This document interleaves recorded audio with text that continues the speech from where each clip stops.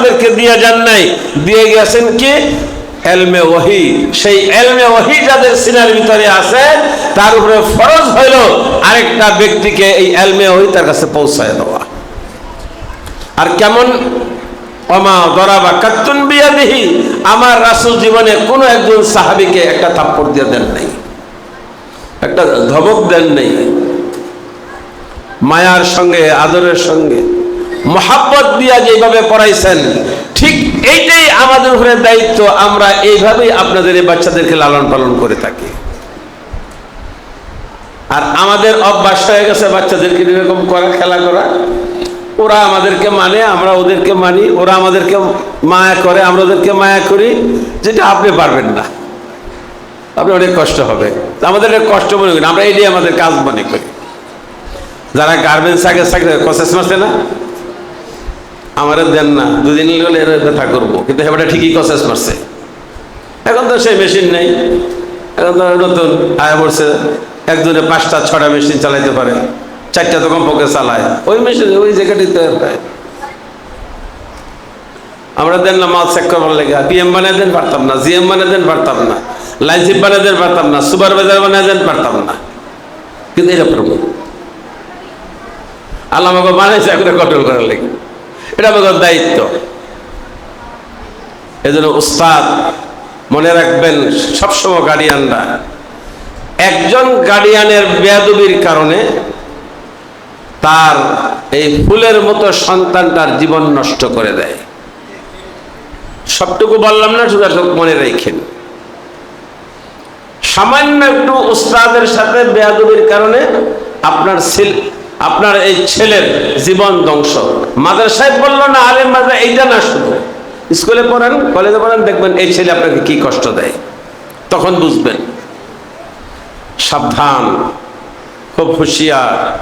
উস্তাদ না একটু রাগ করলই, আপনি হুজুর একটু রাগ করলেন, সে যে অন্যায় করছে তো থাপ্পড় কেন দিলেন না? দেখবেন উস্তাদ ওই ছেলেটাকে বুকে নিয়ে কাঁদবে, বাবারে তোর ধমক দিয়েছিল, তুই মাফ করে দিই, আরে মাফ করে দিই।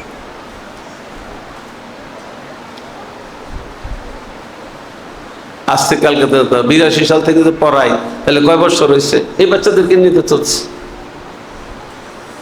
আর যে বাচ্চা জীবনে ধমক দিছে, যে বাচ্চার পর রাগ করছে, সেই বাচ্চার নাম এখনো হাওলা কালবি তাই, তারা মাসার মোহতামিম হয়েছে, সেগুলো দিচ্ছে। আর যে গার্ডিয়ান মনে করছে আমার বাচ্চাকে অনেক ভালো খাওয়াইলো না কেন, পাশে রাখলো না কেন, এই মাসার রাখতাম না, নিয়ে যাই, দুনিয়া খাসিরাত দুনিয়া ওয়াল আখিরাত, দুটোটা শেষ। খুব খেয়াল রাখবেন এটা। 2 নাম্বার, যে বাচ্চাগুলি হাফেজ হইল, হাফেজে কোরআন। ছোট্ট একটা হাদিসের একটা মফহুম, শুধু পুরো হাদিসটা না। কিয়ামতের ময়দানে, হাদিসটা অনেক লম্বা, তার একটা শব্দ। বাদাল্লাগুড়া চিনেননি কেউ? বাদাল্লা বেশি কাশীপুরের লোকেরা চিনবেন। মানে নদীর কিনারে একজনের ঘাস হয়, ঘাসটা উপরে এরকম 2টা পাতা হয়, নিচে একটা বিচি থাকে, বিচিটা খুব কালো। এটা ফাড়লে ভিতরে খুব সাদা, উপরেরটা খুব কালো, ভিতরে খুব সাদা, তার মধ্যে আছে একটা দুর্গন্ধ। ঠিক একটা মানুষকে আল্লাহ পাক যখন জাহান্নামে পোড়াবে, তখন এই জাহান্নামে পোড়ানোর কারণে ওই বাদাল্লা বিচির উপরে যেই কালো রংটা, এই মানুষটার উপরে পুরো এরকম কালো হয়ে যাবে। যেহেতু একবার পড়ছিল সালামান কালা লা ইলাহা ইল্লাল্লাহ, একবার পড়েছিল, সেই জন্য তার এই ঈমানের নূরের কারণে ভিতরে আর কালো হবে না, ভিতরে থাকবে ওই বাদাল্লা বিচির ভিতরে যেরকম সাদা, তার ভিতরে ঈমানের নূর এরকম সাদা। এই বাদাল্লা বিচিটা যদি নদীর কিনারা সাইল, নদীর কিনারে থাকে, পলি মাটির মধ্যে 2টা ঘাস হয়, এক রাত্রে এই আঙ্গুলটা যতটুকু লম্বা এতটুকু হয়। একটা পাতা এরকম খাটো থাকে, একটা লম্বা থাকে, উপরের অংশটা একটু ফাঁকা হয়, এই নিচের অংশটা লাগা থাকে।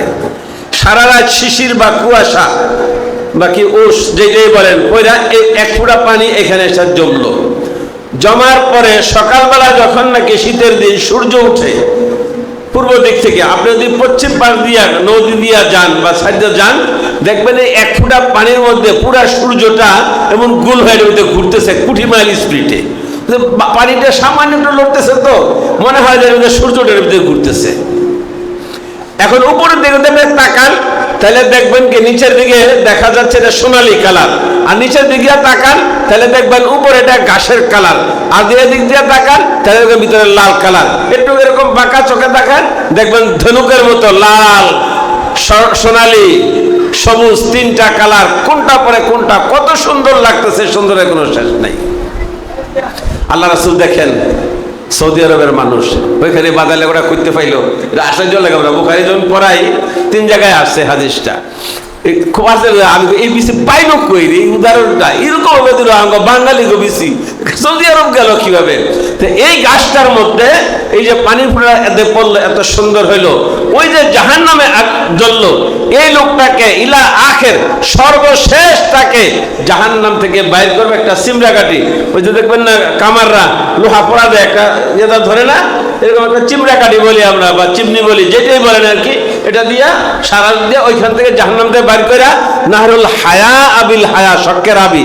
ওই হাদিসের একজন রাবি আছে মালিক, এই মালিক শক করছেন, অর্থাৎ উনার সন্দেহ আমার উস্তাদ কি হায়া বলছেন না হায়াত বলছেন। একটা নদী থাকবে, এটা জান্নাত ওইটা জাহান্নাম, দুটার মধ্যস্থলে একটা নদী, নদীটার নাম নহরে হায়া বা হায়াত, যেটাই হোক অর্থ একই। এই নদীর মধ্যে ওই ব্যক্তির চিমড়া গাড়ি ফেলে দিবে, ফেলে দেওয়ার সাথে সাথে ওই যে জাহান্নামে আগুন দিয়ে পোড়াইছিল তার উপরে যে কালো ছিল, এখন এই কালো আবরণটা আর নাই, এখন ইমানের নূর ছিল। এখন সে এরকম হবে জুহু কাজু ইসাম আহসান মিন জু ইসাম, সূর্যের থেকে অনেক সুন্দর চেহারা হয়ে যাবে তার। এখন এই ব্যক্তি তার এই কলিজা পিছনে এদিক দিয়ে তাকান দেখা যাবে সূর্য, একটু নিচে তাকান সোনালী কালার, উজা তাকান দেখবেন যে ওই সবুজ কালার, অর্থাৎ গোর্রাম মহাজালির রং বেরং এই লোকটা এরকম হচ্ছে, এত সুন্দর মনে হবে। এই লোকটা নদীর মধ্যস্থলে যখন ফেলে দিল, এবার পিছন থেকে জান্নাতের বাতাস আসতেছে, সামনে তো জাহান্নাম, জাহান্নাম থেকে বাইর করছে। অনেক সময় এরকম হয় আগুনের ভিতরে থেকে কত বড় বোঝা যায় না, বাইরে আসলে দেখা যায় যে এত বড় আগুনের ভিতর দিয়ে আমি আসলাম, আশ্চর্য মনে হয়। এই জাহান্নামের মনে হবে এত বড় আগুনের মধ্যে আল্লাহ আমাকে জ্বালাইছে, এত বড় কঠিন। ওই জাহান্নামের ভয়ে সেবার কাঁদতে থাকবে, আল্লাহ এই জাহান্নামের কাছে নিও না, যেটা জ্বালাই সেটা ছোট ছিল, এটা মনে হয় আরো বড়, এই জাহান্নামের কাছে আমাকে নিও না। পিছন দিক দিয়ে এসির বাতাস, জান্নাতের বাতাস, এটা আপনারা বড় লোক মানুষ বুঝতেন না। আমার মতো মাদ্রাসার দারওয়ান হইতেন আর মহাখালী নামতেন চৈত মায়াদিন, চৈত্রিক মাসে মহাখালী নামবেন যায় 11টার সময়, হাইটা আজিমপুর হইয়া, চক হইয়া, ইসলামপুর হইয়া, গুলিস্তান হইয়া, তারপরে ফকিরাপুর হইয়া, কাটাবন হইয়া, কাকরাইলে আইয়া ইফতার করবেন, দেখবেন কেমন লাগে। ওই সময় মিয়া রোজা রাখা এরকম রৌদ্র, এক তো চৈত্রিক মাসের রৌদ্র, নিচের মাটিও গরম, উপর থেকেও গরম, আর গাড়ির আল্লাহ ট্রাকের কাছে দাঁড়ায় দেখে স্টার্ট করার সময় কেমন গরম লাগে। তখন নতুন নতুন দারমুড়িতে মার্কেট হয়েছে না, অটো ক্লাস খুলে ওইখানে দুজন যাই, ওইখানে তো ওয়াদা দেওয়া যে 2টা ষোলো যাওয়ান লাগবো, রেলিটি আগে তো ফজে তো রয়ে যাবো গান। ওরে এখানে মনে চাই একটু এই এসিটার বাতাস একটু দাঁড়াই, একটু শরীরটা আরাম করি, হয়তো মনে হয় মাছ আর 1 লাখ টাকা না আনলে কালকে খাওয়াই মোটা কি। এদিকে সমস্যার টান, এটা বুঝে না উদাহরণ দিয়া। ঠিক এই লোকটা পিছন থেকে এসির বাতাস, সামনে থেকে জাহান্নামের আগুন। এবার বলে আল্লাহ তোমার কাছে আর কোনো আমার চাওয়া পাওয়ার নাই, তুমি মেহরবানি করে আমাকে যেদিক থেকে এই বাতাসটা বের হয়ে আসতেছে সেখানে তুমি একটু বসায়া দাও, আমার আর কোনো আশা নাই। দেখিস আরো কোনো আছে কিনা, থাকলে একবারে কিন্তু বলতে হবে আল্লাহ কোনো আশা আমার নাই, এই একটাই আমার আশা। আল্লাহ পাক জাহান্নামের মালিক ধাক্কা দিয়ে পালায়া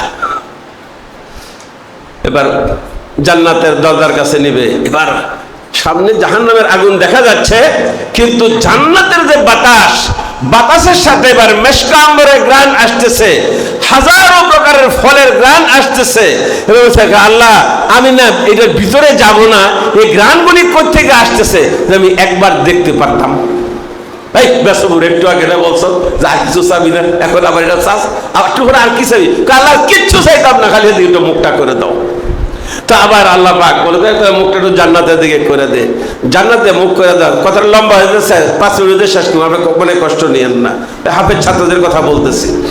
তো ওদিকে যখন তাকাবে, তাকানোর ভেতরে তখন একটা হুর আইব, এটার নাম হলো আয়না বিবি।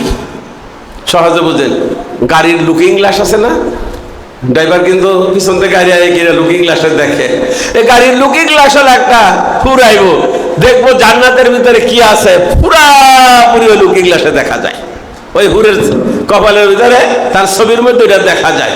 তো এবার এই গেল একবার কথা কইতে পারতাম, একটা কথা যদি বলতে পারতাম, জীবনের স্বাদ এখানেই শেষ হয়ে যেত, আর কিছু চাই না যদি বলতে পারতাম। এখনো দরখাস্ত করে না।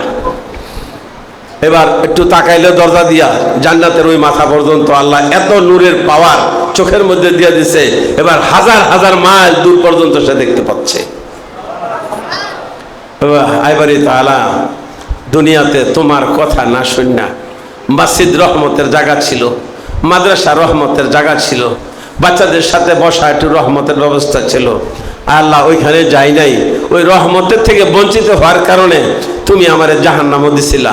আজকে এটার ভিতরে যে রহমত, যদি আমি একবার ফাড়া দিয়ে না আসি তাহলে জানি আমার কপালে আবার কত বড় দুর্গতি হয়। আল্লাহ দেও না একটু শক্তি, একটা ফাড়া দিয়ে এর ভিতরতে আসি। আর কিছু দরকার নেই, আবার কি চাস? কয় না আল্লাহ আমি একটা দৌড় দিয়া দেখা খালি আয় করবো, আমি থাকতামও না, খাইতামও না, কিচ্ছু করতাম না। তাই নাকি? কহ দরজাটা খুলে দে, যাবি যে 1 সেকেন্ডে যাবি, 1 সেকেন্ডে কিন্তু আমি এমন দৌড় দিবে। আর আল্লাহ পাক সরি হাসিস গফফার করিম সত্তার রহিম রহমান দুনিয়া ও রহিমাহুমা, এত বড় কাদের মতলব, এত বড় কুদরত, এত বড় শক্তি এখানে খাটাবেন, 1 সেকেন্ডে কয়েক লক্ষ মাইল ভিতরে জান্নাতে চলে যাবেন।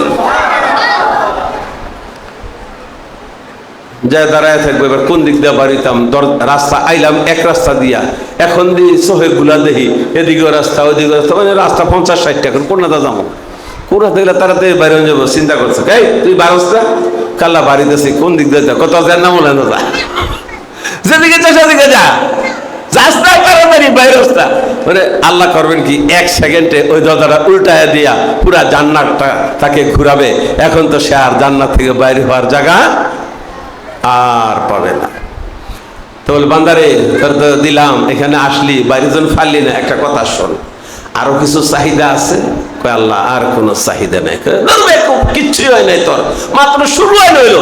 আল্লাহ কই শুরু হলো, যা দেখছি আর আসার সাথে সাথে একবারে যে নিঃশ্বাস নিয়েছি, ওই নিঃশ্বাসে 7.5 মেট্রিক টন 70,000 প্রকারের ফল তো একবারেই খাইয়ে ফেলাইছি। আর কি চাই আল্লাহ? আর কিছু চাই না, আর কিছু চাই না। আমার আগে যারা আসছে তারা তো খায় সব বই রয়ে গেছে গা, আমি পরে আর ভালোই করছি, পুরা দুনিয়াটা পাইছি, তারা মনে এতটুকু পাই নাই। আরে বেকুব, তুই তো পাইছ সবচেয়ে ছোটটা, এর থেকে ছোট আর নাই, সবচেয়ে ছোটটা পাইছ। কত আল্লাহ তাহলে এখন কি করবো? কয় আজকে তুই এই নিয়ামতের ভিতরে আসস, যদি একটু পরে বলা হয় এটা কিন্তু আব্দুল করিমের নামে রেজিস্ট্রি করে দিয়া বলাইছি, তুই আব্দুল খালেকের বাড়ি এটা না, তুই বাইরে জায়গা, তখন কে বলব খালা এটা তো ঠিক হই, তুই আমার নামে রেজিস্ট্রি করে দিয়া লাও। দিয়ে লাইতাম, কত নে তোর নামে রেজিস্ট্রি করে দিলাম। আরো কিছু চাওয়ার আছে? আল্লাহ আর কিছু চাওয়ার নাই। ভালো করে দেখিস? ভালো করে দেখছি। একটু করে তুই মরে যাস, তো ডুপ্লেক্স বাড়ি করছস, অন্য দোতলায় যায় পুরোটা দেখতেছস, মরে যাস, তাহলে কি বক কোথায়? তাহলে আর কি সামু? শোন, লা ইয়ামুতু বিহা ওয়া লা ইয়াহইয়া, আর মরবিও না আর জীবিত হবে না, এইভাবে থাকবে। قد أفلح من تزكى وذكر اسم ربه فصلى بل تؤثرون الحياة الدنيا والآخرة خير وأبقى إن হাযা লাফিস সুহুফিল উলা সুহুফি ইব্রাহিম ওয়া মূসা। ওই আমার বান্দা, তুই আমার নিয়ামতের কিছুই দেখছ তাই মাত্র শুরু, সামনে আর বললাম না। ভাইরা, এরকম জাহান্নামী যারা হবে, এরকম 10 জন তার আত্মীয় স্বজন, আপনজন, প্রিয়জন, বন্ধুজনদেরকে সুপারিশ কইরা কোন কথা ছাড়া এর এক একজন হাফেজ এরকম 10 জন কিনে জান্নাতে যাবে। জান্নাতের দরজার কাছে যখন যাবে, তখন আজকের এই মাহফিলের লোকগুলি ওদিন থাকবে না, ওইখানে বলবে, আল্লাহ 10 জন তো সুপারিশ করে নিয়ে আসলাম, আমার ফাঁকরি দেওয়ার সময় যারা আসছিল তাদেরও দেখি নাই, মাদ্রাসা যারা বানিয়েছে ওগুলোও দেখি না, যারা সহদেব তাদেরকেও দেখি না, হাত মায়ের লোকেরা হাত দিয়েছিল তাদেরকে দেখি না। আল্লাহ তারা কোথায়? আমি ওদের সাথে আসি, আর ওরা জান্নাতে যাক, আমি ওনাদের সাথে, আমাদের কমিটির সাথে, মাদ্রাসার সাথে, আমাদের ভাইদের সাথে, মহাবুক তাদের, তারা যেখানে যেখানে যাবো দিয়ে সে জাহান্নামের দরজার কাছে যাবে। এই একজন হাফেজ, এই রাখ, কই যাস? কয়টার ভিতরে যাবো? কই না, দেখি লিস্ট আছে নাকি? বুড়া লিস্টে তো তোর নাম নাই, তুই না ভোট দিতে না, তোর বাড়ি সিলেট যায় না ভোট দিকা। কইটা কি? কাহা কই যে আমার সাথী, আমি ওর সাথে যাবো। তখন বলবো, তোর সমস্যাটা কি কর? তার সমস্যা বলবে, ভাই বাড়িতে আনা এই হাফেজ, এই হাফেজে কোরআন, আলেমে কোরআন, আমলে কোরআন, তালিয়ে কোরআন, এই ব্যক্তিটা আজকে এই কথা বলতেছে। আল্লাহ পাক বলবেন, বেশি বেজাল করিস না, সামনে যা আছে এবারে দিয়ে, ওয়াসিকাল্লাযীনা তাকাউ রাব্বাহুম ইলাল জান্নাতি যুমারা, এই 10 জান্নাতে দিয়ে দে, পুরা 10 জান্নাতে দিয়ে দে। বেজাল করবি তো দল বড় হয়ে যাবে, আর বেজাল করিস না। আজকে মাহফিলে ঠকা হইলো না জিতা হইলো? ঠকা হইলো না জিতা হইলো? হাজারো মাহফিলে যাবেন, হাজারো মাহফিল থেকে উত্তম হইলো আমার আল্লাহর ভাষায়, আমার রাসূলের ভাষায় এই যে ছোট ছোট বাচ্চারা কোরআনে কারীমে আজকে সবক নিল, এরকম লক্ষ লক্ষ ওয়ালা মাহফিল, মানুষওয়ালা মাহফিলের যে বরকত, তার থেকে কোটি গুণ বেশি বরকতওয়ালা মাহফিল হলো এই বাচ্চাদের তেলাওয়াত। এই বাচ্চাদের দিকে তাকায় রইলেন, পাগড়ি প্রদান করা হইল, এই মাহফিলগুলি বহুত বরকতওয়ালা মাহফিল। যেখানে দেখবেন হাফেজ ছাত্রদের দস্তারে ফজিলত, দস্তারে সনদ বা পাগড়ি প্রদান উপলক্ষে মুজায় মাহফিল, সেই সকল মাহফিলে যাবেন, সেখানে যাবেন, আগে পরে যাইতে না হলে দোয়াতে যায় শরীক হয়েন। হইতে পারে আল্লাহ পাক ওই ছেলে কইরা আমার মতো নগণ্য কেউ ওই কোরআনে কারীমের খাতিরে আল্লাহ পাক জান্নাত দিয়ে দিবেন। সর্বশেষ একটা ছোট্ট মিসাল যা শেষ করছি। গ্রাম দেশে আগে কোরআন শরীফের গিলাপ বানাইতো, এখন তো কোরআন শরীফ দেয় না। আগে মাইয়া বিয়া দিলে লগে একটা কোরআন শরীফ দেওয়ান লাগতো, কোরআন শরীফ না দিলে কত কেমন ভাই নির্বংশা বাইতে মাইয়া আনছো গো, একটা কোরআন শরীফ দিলে সকালে পড়বো কি? কইতে গো বউ আল্লাহ মাইলা খোদা, 2টা কালা হরফ মনে হয় ওই বাড়িতে নাই, অর্থাৎ কোরআন শরীফের বালা বসরত মনে হয় বাড়িতে নাই, এই মাইয়া এই বাড়ি ভাত খাইতে পারতো না, এই জন্য একটা কোরআন শরীফ দেওয়ান লাগতো। কোরআন শরীফের একটা উপরে একটা গিলাপ দেওয়ান লাগতো, গিলাপটা বানাইতো দিদা জানেন, অর্থাৎ উপরে একটা প্যাকেট দেওয়ান লাগতো, এটা বানাইতো দিদা। ওই যে দাদা নাইলে নানায় ফান্দাবি করছে, ফান্দাবির সামনের অংশটা তো ক্ষয় হয়ে গেছে, পিছনের অংশটা বালা আছে, ওইটা সিরা সুন্দর করে একটা কোরআন শরীফে গিলাপ বানায় ওইটা প্যাকেট করে পরে পাঠাইতো। এই জামাটা নিজে ধুইছে, স্ত্রী ধুইছে, মেয়ে ধুইছে, ছেলের বউ ধুইছে, কত পায়ে লাগছে।